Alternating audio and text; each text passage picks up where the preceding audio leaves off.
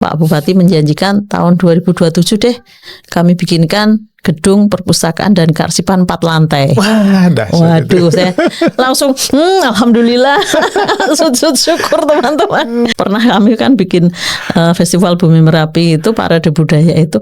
Teman-teman dari Papua kan otomatis ya pakai pakaian daerah. Aduh, katanya, aduh Bu Evi, gimana sih mereka pakai koteka? Aduh ya gimana lagi? Chef Juna itu kan dia tahu ilmu masak itu kan dari pergi ke perpustakaan daerah itu sebenarnya. Iya. Terus saya lihat koleksi buku saya di rumah. Kok banyak juga ya? Kayaknya saya pensiun ini buka taman bacaan masyarakat ini.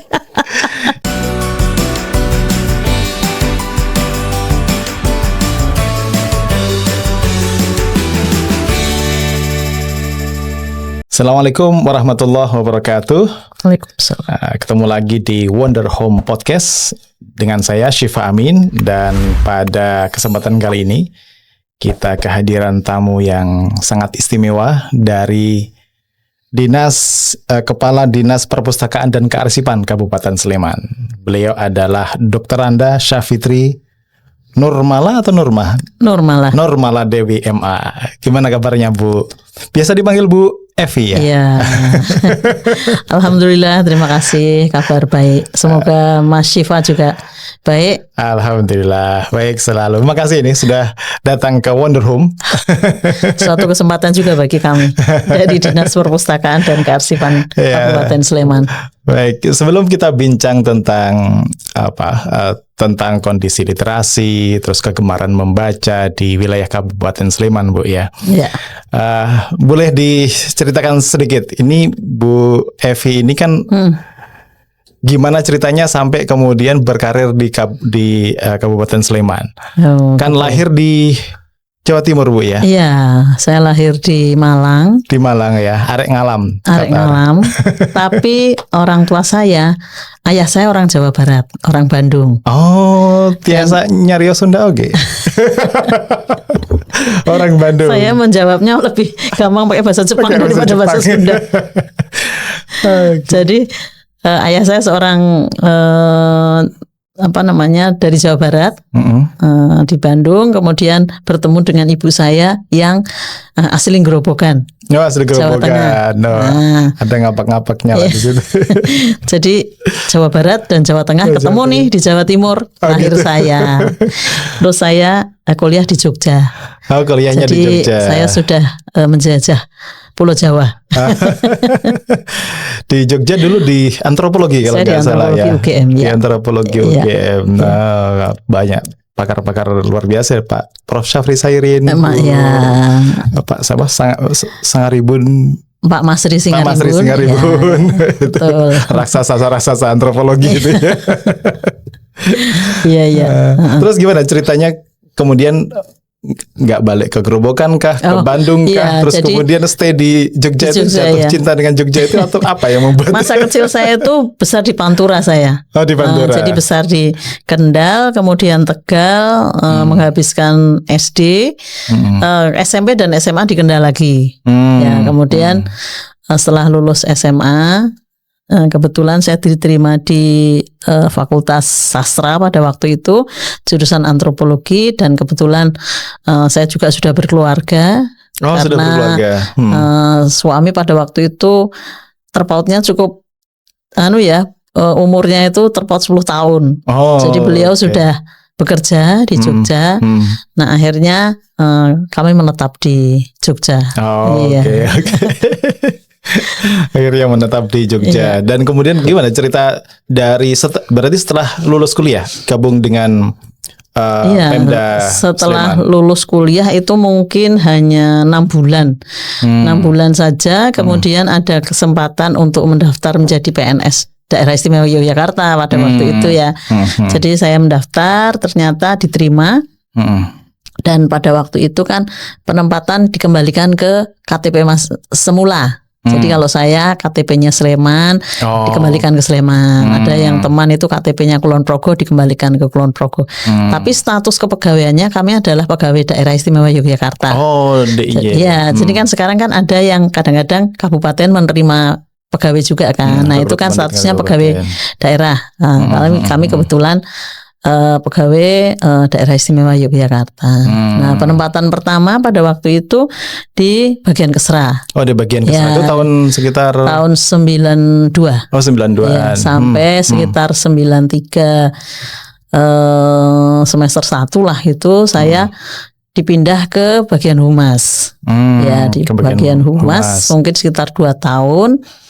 Pada waktu itu kemudian ada pengembangan ataupun berdiri pertama kali Dinas Pariwisata di organisasi Kabupaten Sleman. Tadinya nggak ada. Jadi tadinya kewenangan kepariwisataan itu di bagian perekonomian. Di perekonomian. Nah, tapi dengan berkembangnya situasi kelihatannya pariwisata itu kan semakin menjadi sumber utama pendapatan daerah, pendapatan asli daerah. Kemudian dibentuklah Dinas Pariwisata.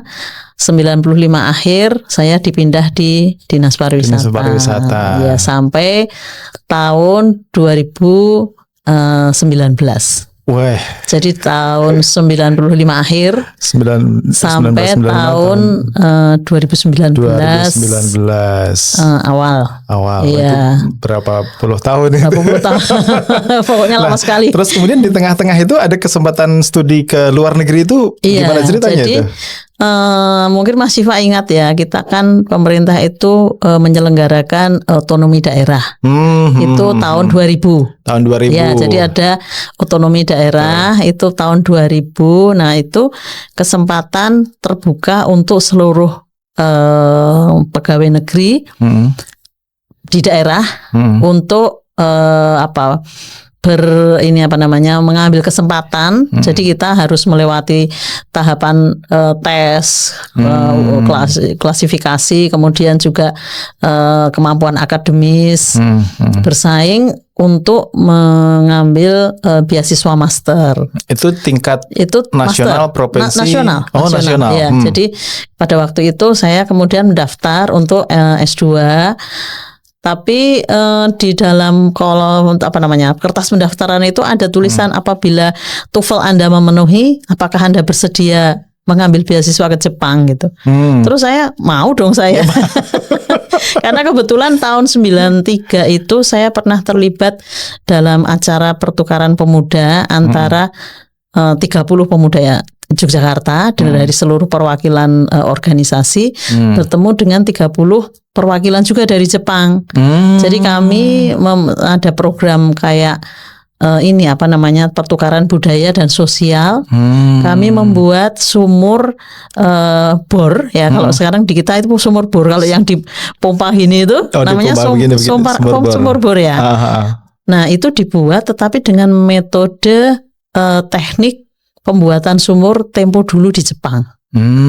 Itu di sini di Moyudan. Oh di Moyudan. Ya sampai sekarang sumurnya masih ada. Masih jalan. Masih jalan walaupun sudah tidak dipakai ya karena mereka kan sudah pakai PAM ya, air PAM. Tapi itu monumental itu masih disimpan oleh penduduk bahwa ini dibuat tahun 93 oleh kegiatan yang bernama Together to Tomorrow. Together to Tomorrow. Ya, oleh 30 pemuda Jogja dan 30 perwakilan dari Jepang. Nah, pada waktu itu saya pengen sekali pergi ke Jepang. Jadi ada kesempatan, ada beasiswa ke Jepang nih. Centang lah kita. Alhamdulillah, ternyata setelah melalui beberapa tes, saya masuk. Jadi dari sekitar 200 sekian peserta, saya masuk menjadi 16 peserta yang seluruh Indonesia. Yang terseleksi. Iya, terseleksi seluruh Indonesia. Iya. Wah, dahsyat sekali. Connecting the dots gitu ya. Iya. Jadi terjalin lagi dengan pengalaman di masa lalu. Takdir. Ternyata diluruskan jalannya untuk bisa studi ke Jepang. Nah, selama di Jepang itu apa saja yang dipelajari di sana? Baik di kampusnya kah atau di kehidupan masyarakat Jepangnya? Iya. Apa yang kira-kira menjadi kenang-kenangan sekaligus ilmu? Jadi kebetulan saya mengambil masternya adalah International Studies of cooperation, development of international cooperation. Ya, jadi kita belajar tentang perubahan sosial. Kemudian sebetulnya itu lebih ke ilmu sosial sih, dekat dengan sospol sebetulnya itu. Kemudian saya mengambil tesis tentang perkembangan pariwisata di Yogyakarta, terutama faktor-faktor pengaruhnya, kemudian banyaklah gitu. Jadi kebetulan profesor pembimbing saya itu Profesor Ohasi, juga spesialis Indonesia, tetapi beliau spesialis tentang sejarah pabrik gula. Sejarah pabrik gula? Iya, di Indonesia. Menarik itu, gitu, jadi studi juga ya? Iya, dan beliau karena beliau masih berbahasa Indonesia ya, dan beliau karena tahu background kami dari pegawai negeri, jadi beliau, kamu jangan terlalu konsentrasi pada mata pelajaran yang ada di dosen-dosen. Kamu belajar tentang bagaimana sih budaya Jepang itu. Jadi saya aktif di program yang turun ke sekolah-sekolah, mengenalkan budaya Indonesia. Kemudian ketemu dengan kelompok-kelompok, kalau di kita kayak Dasawisma gitu ya, kayak Dasawisma PKK gitu. Ibu-ibu yang sering ketemu dengan mahasiswa luar negeri untuk saling tukar, ya sepele sih, kadang-kadang masak bersama. Kami masak masakan Indonesia, mereka masak masakan Jepang. Lalu ini didiskusikan gitu. Jadi menarik sekali, dan saya banyak belajar hal-hal seperti itu. Nah, pada waktu selesai dari program itu dan kembali ke Indonesia, ke Jogja, sebenarnya ada beberapa hal yang kami terapkan juga di Dinas Pariwisata ya. Dan itu sampai membuahkan satu event. Oh ya. Ya. Namanya Java Summer Camp. Java Summer Camp. Ya, bisa Mas Syifa bisa search di Google gitu. Java Summer Camp itu tahun 2015, 16, 17 2013 ya, 13, 14, 15, 16, terakhir 2017 kayaknya. Tiap tahun sampai 2017 ya, itu hasil kami belajar tentang pertukaran pemuda seperti apa, dan event Java Summer Camp itu oleh beberapa mahasiswa dijadikan bahan skripsi bahan tulisan. Kok bisa sih bikin program Java Summer Camp gitu? Iya, penting, soalnya kan kelihatannya sepele, masak bareng gitu ya, kegiatannya gitu. Tapi nilainya itu besar sekali. Ada saling memahami budaya masing-masing, taste masing-masing. Dari situ kan mesti berkembang obrolan-obrolan kecil gitu tentang apa saja gitu. Jadi sampai sekarang ini alumni Java Summer Camp tahun pertama kedua terutama ya. Tahun pertama kedua itu kami masih terhubung melalui Facebook. Gitu. Ada network yang terbangun dari situ ya. Iya, tapi setelah kebetulan kami pindah tugas, ya kan kadang-kadang kalau kita tidak di dinas itu agak susah ya mempertahankan roh event itu mau dibawa kemana gitu jadinya. Dan mungkin juga karena keterbatasan penganggaran sekarang sudah tidak jalan lagi. Iya, kalau di pemerintahan kan tergantung sering begitu. Pemegang kebijakannya mau mengarahkan kemana ini anggaran. Kecuali kalau swasta untuk profit gitu ya, di outsource. Padahal sebetulnya itu ya investasi bagi pemerintah kabupaten. Karena idealisme saya pada waktu itu sebetulnya dengan kita bekerja sama dengan anak-anak muda dari negara tertentu, dari kota tertentu, itu kan kita ada kedekatan emosi, kedekatan psikologis. Dan saya memanfaatkan perwakilan-perwakilan ataupun istilahnya apa ya. Jadi kan di kabupaten di Sleman ini banyak sekali seperti rumah kos, tapi yang itu adalah miliknya pemerintah daerah. Jadi apa ya namanya ya? Apa ya Mbak ya Wisma, namanya? Wisma ya misalkan. Wisma gitu. Rumah Pemda-pemda ini mahasiswa, pemda-pemda dari luar daerah gitu. Mahasiswa dari Tarakan, ya kan punya rumah di sini, punya tempat kos. Terus teman-teman dari Aceh, Papua, Sulawesi, itu kan punya. Betul. Terus saya manfaatkan inilah tempat-tempat perwakilan itu, rumah perwakilan untuk ngajak mereka berkegiatan. Nah, terus ada event kedua itu namanya Festival Bumi Merapi. Festival Bumi Merapi. Iya, Festival Bumi Merapi itu mengajak teman-teman dari berbagai daerah, terutama yang tinggal di rumah perwakilan itu untuk ikut parade budaya. Parade budaya di Sleman. Iya, jadi tapi ya gitulah. Jadi pernah kami kan bikin Festival Bumi Merapi itu parade budaya itu, teman-teman dari Papua kan otomatis ya pakai pakaian daerah. Katanya, Bu Evi, gimana sih mereka pakai koteka? Ya gimana lagi kan mereka di sana. Harus dimodifikasi kalau di sini. Kalau berarti Java Summer Camp tadi pesertanya banyak dari daerah atau ada juga dari luar negeri? Ya. Luar negeri juga. Ya.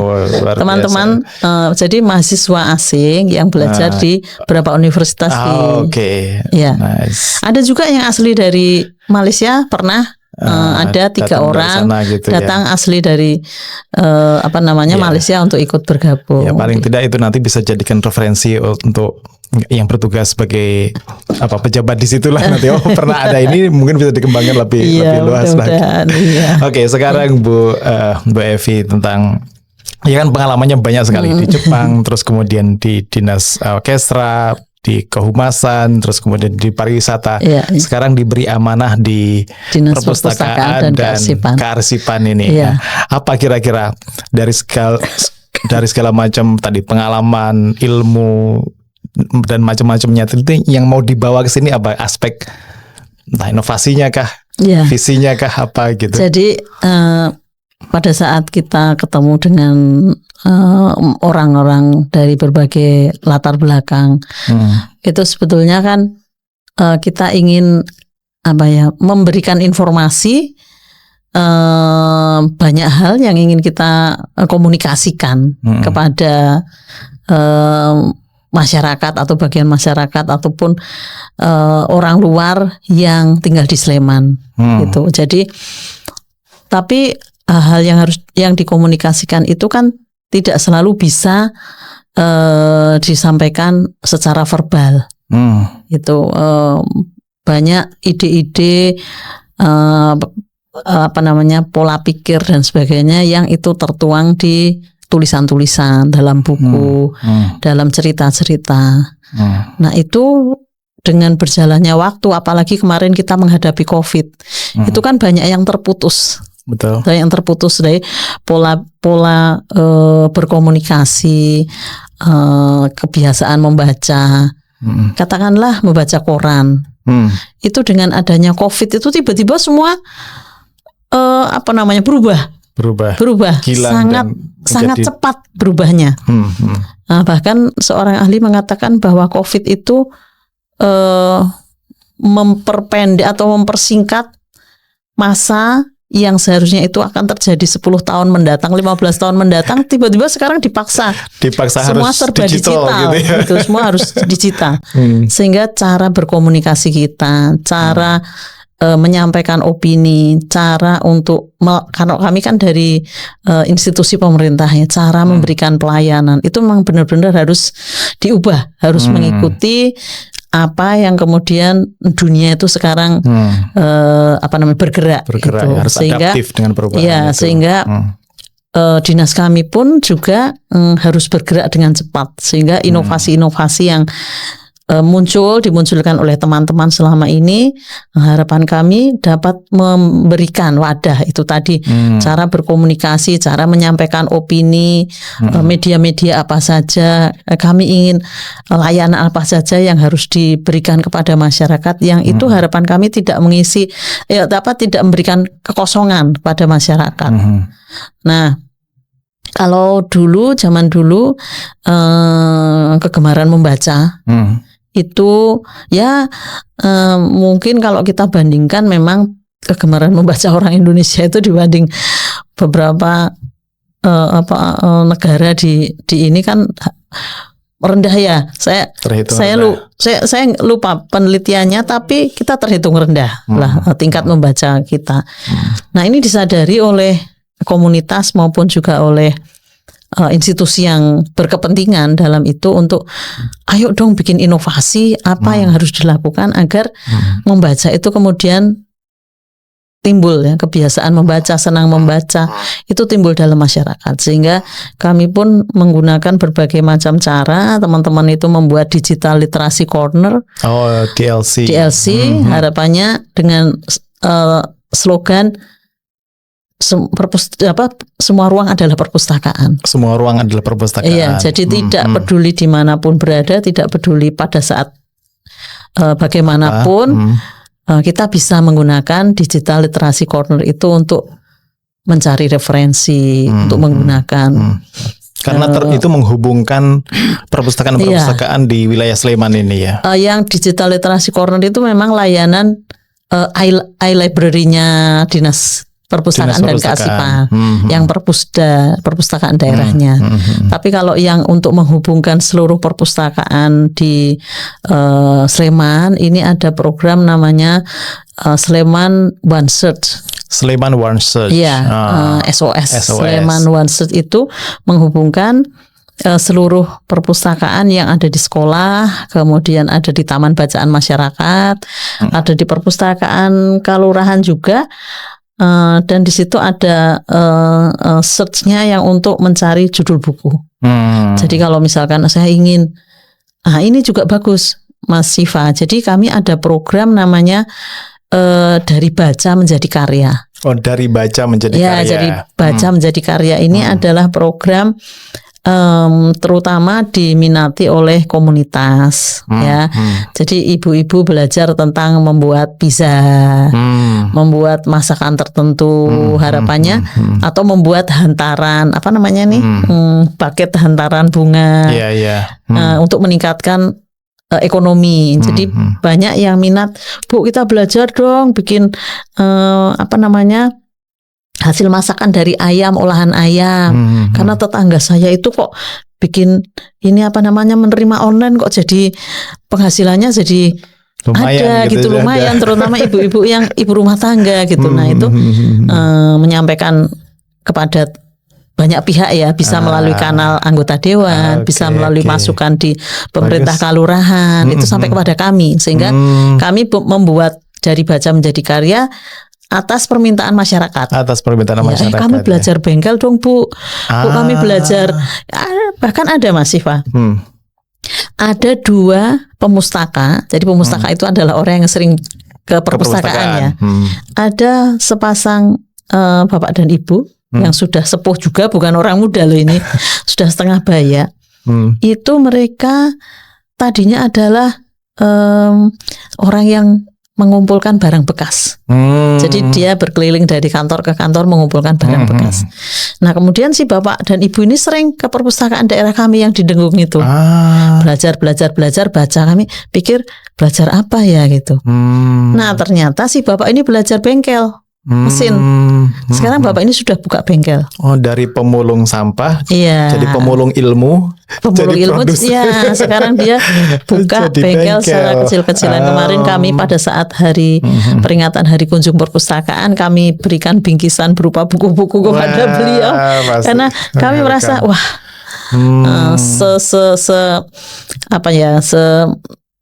sedikit yang berkunjung, misalkan katakanlah seperti itu ya, karena sekarang orang udah nggak mau berkunjung ke perpustakaan, tapi ternyata itu membuktikan juga ada pemustakaan itu yang dia profesinya adalah pengantar online.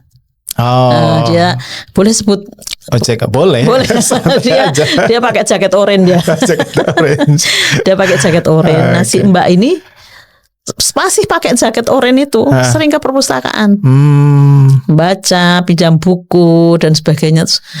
Waktu ditanya oleh teman-teman, ya saya harus mengisi, saya kan nggak akan selamanya ada di perusahaan baju oranye ini. Gitu. Tapi baju oranye yang positif loh ini, bukan yang bukan yang tahanan. bukan. Jadi dia pengen mengembangkan diri. Jadi dia sering gitu ya, jadi sering apa namanya berkunjung ke perpustakaan. Jadi itulah, kita tidak tahu ya bahwa apa yang teman-teman bentuk susun dalam berbagai macam program layanan yang diberikan itu bukan semata-mata menyediakan perpustakaan konvensional, orang berkunjung ke apa namanya perpustakaan daerah fisik, kemudian meminjam, tapi kita juga menyediakan iLibrary-nya ada, digital literasi corner, kemudian praktek-praktek seperti dari baca menjadi karya. Menjadi karya. Kemarin itu juga di sini dari mungkin nggak tahu Dinas Pendidikan atau perpustakaan yang adakan ada literasi fungsional juga itu. Oh ya. Itu kan juga literasi membekali ibu-ibu apa itu namanya cara masak, memproduksi masak, bisa dijual, meningkatkan ekonomi mereka. Kalau resepnya dibukukan juga menarik juga itu, bisa dipelajari.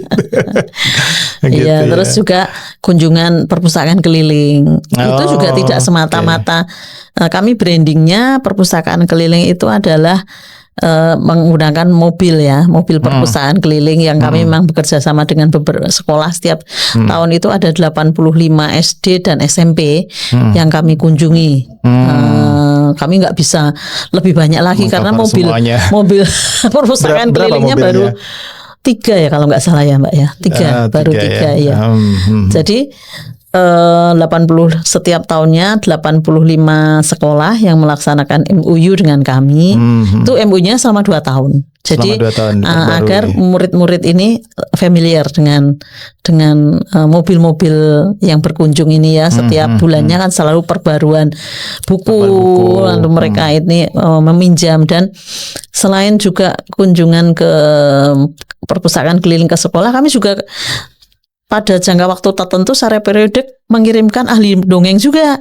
Oh, bersamaan dengan perpustakaan keliling itu. Jadi meskipun tidak bisa setiap minggu ya, tapi ada beberapa program itu yang kami ajak pendongeng, kemudian kami bawa pada waktu hari kunjungan ke sekolah. Jadi pada saat mendongeng ini juga memberikan inspirasi kepada anak-anak bahwa perpustakaan ataupun belajar membaca itu bagus loh ininya, membuka wawasan, bukan hanya kemudian dia bisa hanya membaca saja, tapi ada aktivitas kemudian pada saat disampaikan itu ada poin-poin yang pencerahan ke anak-anak. Kamu nanti cita-citamu jadi apa? Oh, jadi polisi. Nah, kamu cita-citanya jadi apa? Jadi melalui dongeng itu berusaha dalam tanda kutip meracuni anak-anak untuk enggak harus kamu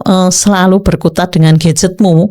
Dunia ini terbuka sangat luas untuk kamu berkembang. Betul. Seperti dan itu. Dengan dongeng itu kan juga bisa melambungkan imajinasi anak-anak ya. Masa depan mau jadi apa, dan ada keasikan selain gadget yang mereka sehari-hari asik dengan itu.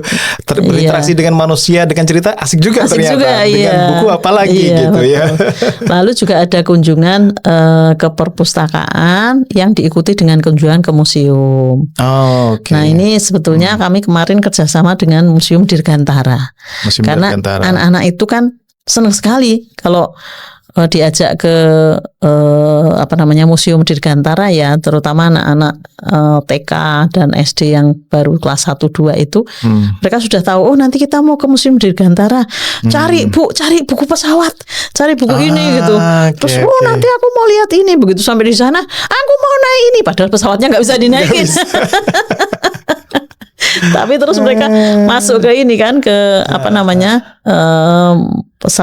pesawat yang tempur yang sudah tidak digunakan kan, itu badannya cukup besar, jadi mereka bisa lihat, oh di dalam pesawat ada ini ya gitu. Jadi sebelum pergi ke Museum Dirgantara mereka sudah membaca dulu. Research mini lah ya. Research mini. Sebetulnya kami inginnya ada yang setara dengan museum-museum yang memberikan display menarik seperti itu. Karena kalau anak-anak kecil itu belajar tentang sesuatu yang rumit tidak mungkin ya. Misalkan kami bawa ke museum biologi gitu kan agak jauh ya, karena mereka harus berpikir apa ini? Apa biologi harus pakai mikroskop dilihat? Butuh sekali, ternyata butuh sekali anak-anak itu visual, bacaan kemudian visualnya seperti apa. Menarik. Iya, karena kan pengalaman menyentuh, melihat secara fisik itu menanamkan kenangan yang panjang betul. itu. Kalau saya dulu kebetulan pernah studi di luar, itu ada namanya Museum Science. Museum Science itu sains yang sederhana. Misalnya tentang apa itu namanya, gaya pegas itu bisa dipakai untuk apa saja gitu. Terus dan bisa praktek gitu bisa kan. Praktek gitu. Saya pernah lihat tapi di TV yang anak itu pegang bola terus rambutnya bisa berdiri semua. Bisa berdiri, itu kan menarik gitu.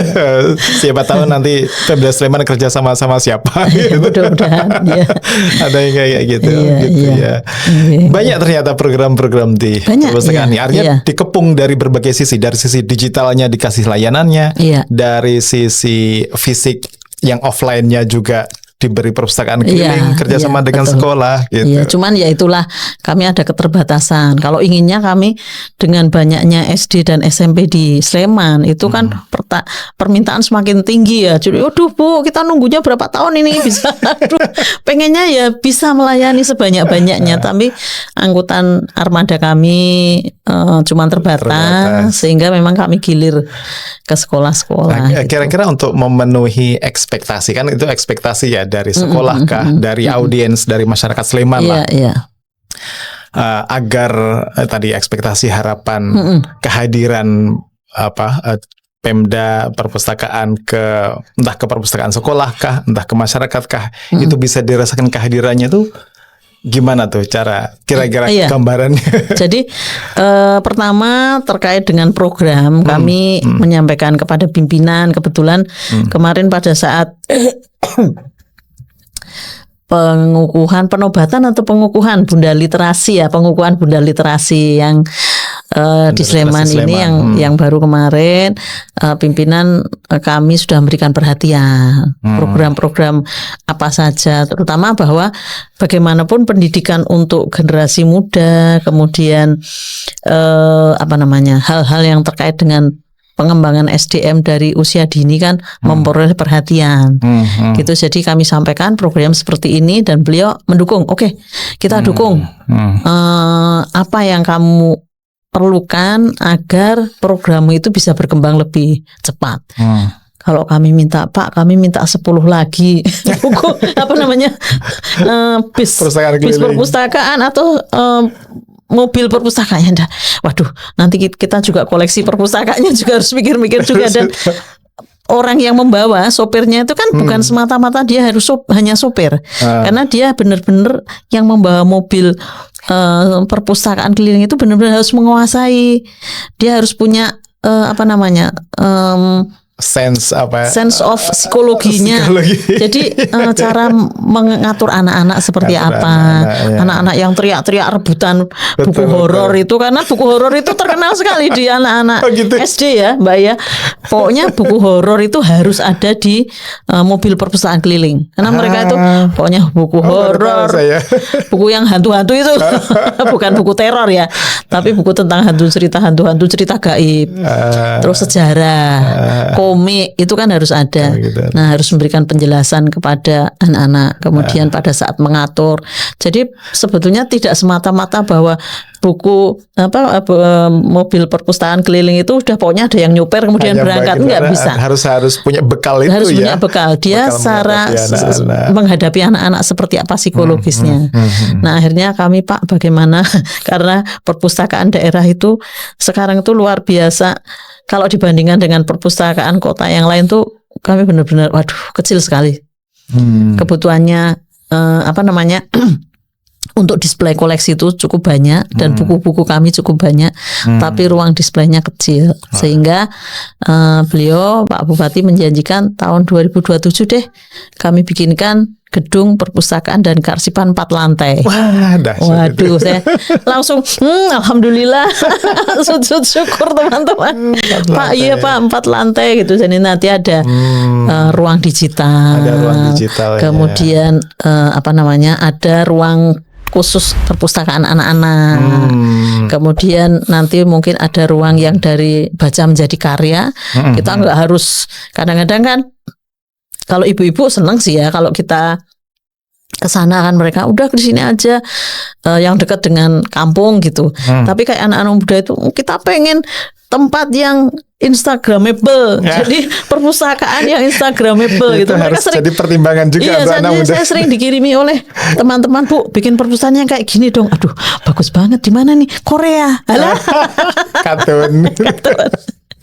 Jadi itulah yang oh ya, kita berusaha punya angan-angan. Ya memang sih namanya seperti tadi DLC itu adalah setiap ruang adalah perpustakaan, tidak harus keluar rumah.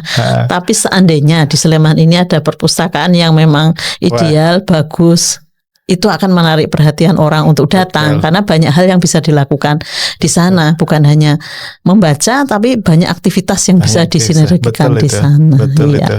Iya. Dan perpustakaan di Jakarta, kayaknya di Pemda Jakarta juga udah bagus itu. Artinya sangat nyaman orang berkegiatan di situ. Di perpustakaan nasional juga di Perpusnas juga gitu. Ada ruang-ruang untuk workshop, kemudian ruang untuk perform. Iya, betul. Kapan Sleman punya? Iya, saya dulu perpustakaan kecil namanya di Monroe County Library itu. Ada tempat main anak-anak, ada tempat performance, ada ruang komputernya.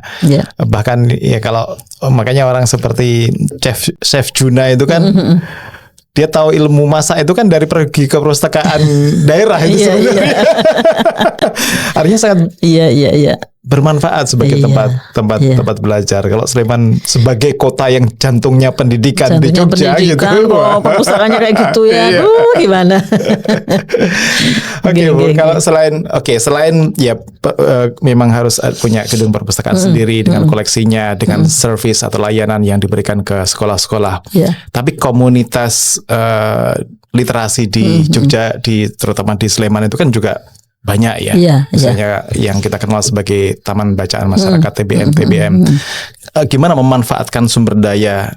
Ada sebagian kalangan masyarakat yang juga punya kesadaran untuk meningkatkan literasi masyarakat. Kira-kira mereka akan dilibatkan atau disentuh dengan cara apa oleh Pemda? Jadi inilah saya pada hari ini akhirnya punya kesempatan untuk menyampaikan.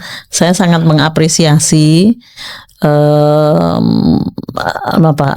dalam kelompok-kelompok masyarakat seperti Mas Syifa dan Mbak Amel yang mengembangkan Mas? TBM, Wonder Home Library. Wonder Home Library ini kan ada berapa ya TBM di tempat kita ada? 30 taman bacaan masyarakat yang ada di seluruh wilayah Sleman ini. Pertama kami mengapresiasi karena ini kegiatan yang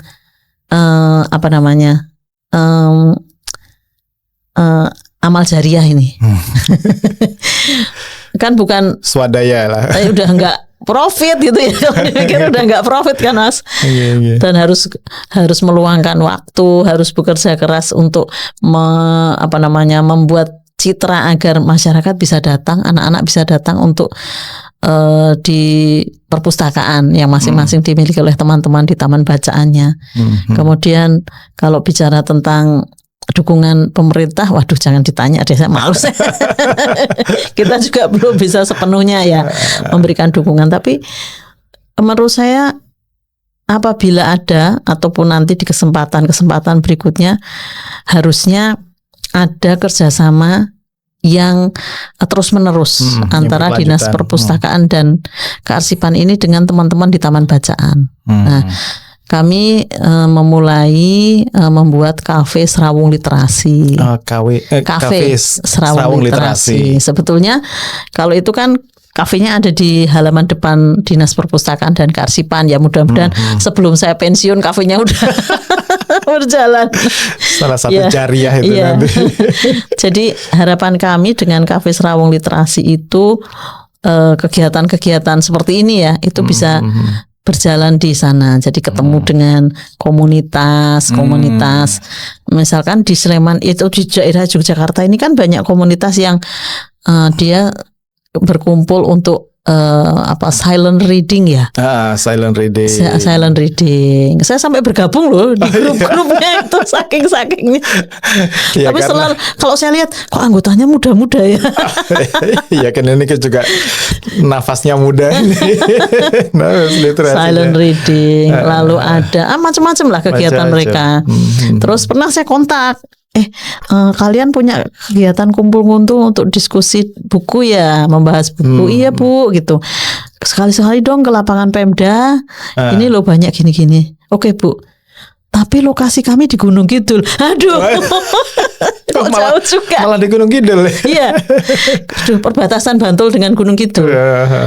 Alasan apa Bu kami harus ke Sleman? Waduh, kalau ditanya alasan apa? Ada kafe Serawung Literasi di sini gitu. Cuman kan memang ya harus ada event ya, harus dibuat satu event sehingga apabila teman-teman dari tempat yang agak jauh itu bisa kemudian memang benar-benar worth it gitu ya kalau bisa datang ke Sleman. Dan itu mungkin juga bisa nanti kerjasama kita dengan teman-teman dari Taman Bacaan bikin atau event apalah yang bisa dikerjakan bersama-sama di Sleman ini. Mungkin lokasi ya untuk mengenalkan kita ke Sleman, ke areal Pemda Sleman, tapi nggak harus ya kita bisa ke objek wisata, betul. Kita bisa ke kemarin itu desa wisata, kemah gitu literasi kan? Di desa wisata mana gitu. Iya betul. Ya itu contohnya seperti itu.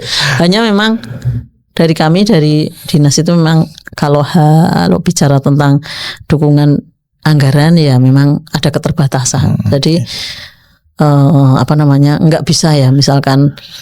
Waduh, pengen cita-citanya sih berapa kegiatan, cuman kalau harus mengandalkan di anggaran pemerintah itu ya terbatas sekali.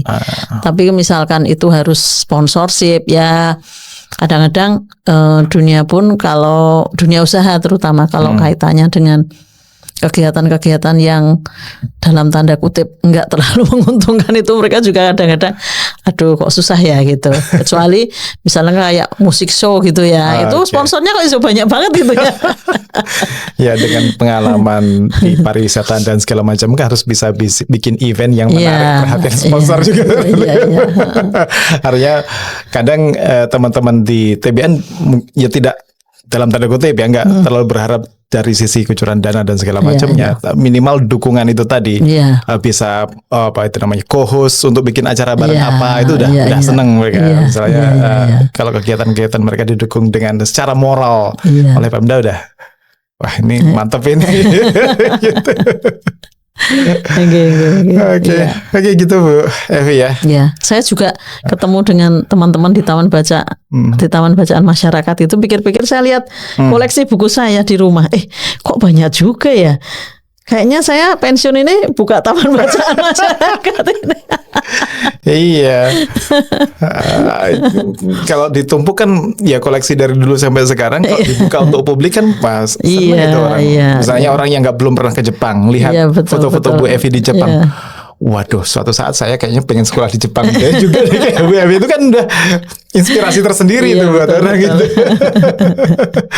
Gitu Bu Evi. Sekali lagi makasih. Sama-sama Mas Ivan. Sukses selalu, berkah selalu, sehat selalu dengan amanah barunya di Dinas Perpustakaan dan Kearsipan. Saya terima kasih sudah diundang, sudah ngobrol-ngobrol seru di Wonder Home Library.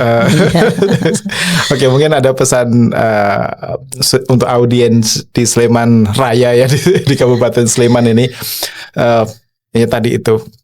Ini kan punya program namanya peningkatan kegemaran membaca. Sebenarnya dimulai dari mana? Gimana cara memulainya tuh Bu ya? Jadi saya ingin menitipkan pesan terutama mungkin kepada sekolah ya. Karena yang menjangkau anak-anak PAUD, pendidikan usia dini, kemudian SD, SMP, terutama SMA, itu kami ingin menitipkan kepada Bapak dan Ibu, baik itu tenaga pendidik maupun manajemen sekolah, untuk membuka seluas-luasnya anak-anak untuk melakukan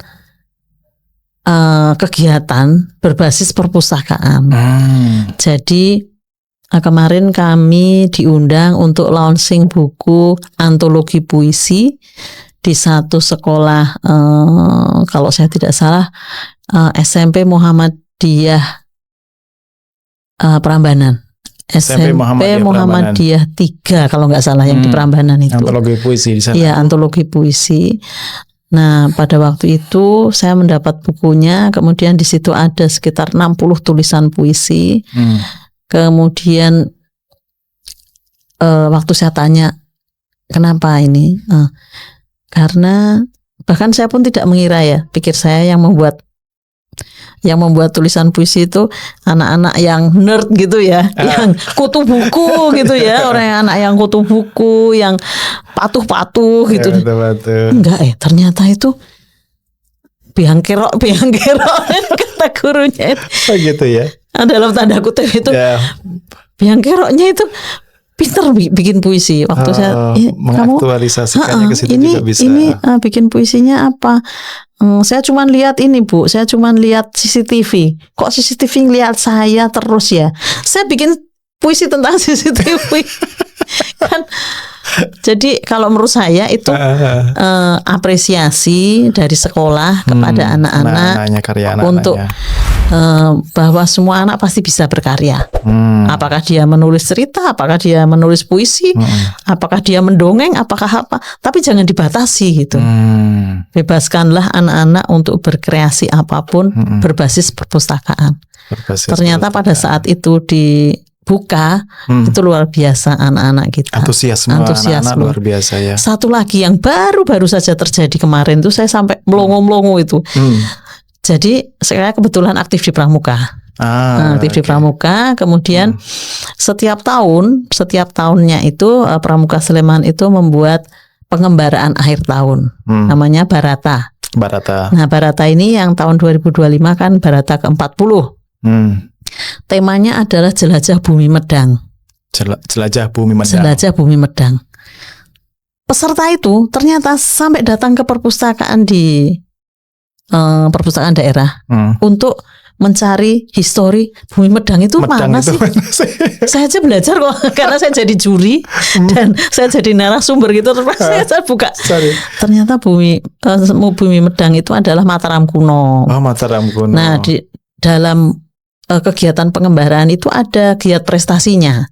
Jadi menampilkan menampilkan perform sendera tari itu drama tari, kemudian macam-macam lah gitu. Nah, pada saat perform finalisnya di hari H yang penutupannya perform finalis itu, mereka itu ada sekolah yang SMA yang menampilkan kayak drama tari yang disutradari oleh orang yang sangat profesional. Musiknya musik Buddhis, Tibet Buddhis itu pilihannya.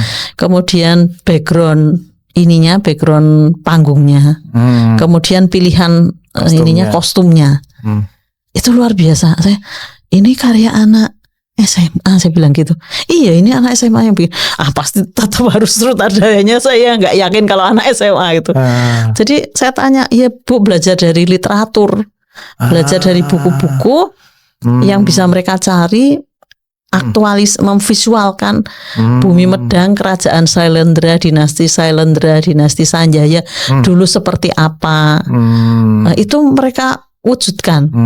Padahal kan itu hanya kegiatan 5 hari. 5 hari ya. Pengembaraan, terus nanti di akhirnya ada perform sendera tarinya itu. Saya luar biasa. Iya, saya aja ngelihatnya sampai melongo-melongo. Saya sampai bilang, karena kebetulan saya nggak bisa nangkap. Karena saking melongonya itu saya sampai lupa video. Terus saya bilang, saya dikasih dong yang ini, pertunjukan 2 ini, karena luar biasa itu. Saya nggak mungkin itu kalau anak SMA atau ibu kok suudon loh. Iya loh. Kita nggak bisa meng-underestimate kreativitas anak-anak betul, juga, ya. Karena itu harus kita apresiasi dan artinya peran pembina, susah payah mereka untuk menghadirkan persiapannya. Kemudian mereka dapat referensinya dari mana, kan harus kita apresiasi. Saya bilang gitu. Nah, itu akan menjadi referensi ke Barata ke tahun berikutnya gitu. Jadi luar biasa anak-anak itu kalau diberi kesempatan, dibuka wawasan untuk menampilkan, ternyata mereka bisa perform sebagus itu. Dibebaskan ekspresi artistiknya dan karyanya ya. Iya, nanti kalau sudah ada yang itu saya kirimin Mas. Boleh. Dan Bu Evi juga nggak mau kalah sama anak-anak yang bikin puisi, bikin sendera tari. Sebentar lagi mau menerbitkan novel kayaknya. Insya Allah. Saya sampai ambil kelas menulis saya. Malu dong kerja di Dinas Perpustakaan Kearsipan nggak menghasilkan sesuatu. Oke, Bu Evi, ditunggu juga novelnya itu tentang perjalanan ke banyak tempat dan keunikan-keunikannya. Dan sekali lagi sehat selalu, berkah dan jariah nanti yang ditorehkan melalui banyak karyanya di dinas ini. Mendapatkan berkah selalu dan manfaat selalu. Sukses buat Wonder Home Library. Makasih, insya Allah. Amin ya rabbal alamin. Begitu perjumpaan kita dengan Bu Evi. Kita bincang lagi di lain waktu insya Allah Bu Evi ya. Insya Allah. Terima kasih. Mudah-mudahan bermanfaat. Assalamualaikum warahmatullahi wabarakatuh. Assalamualaikum warahmatullahi wabarakatuh.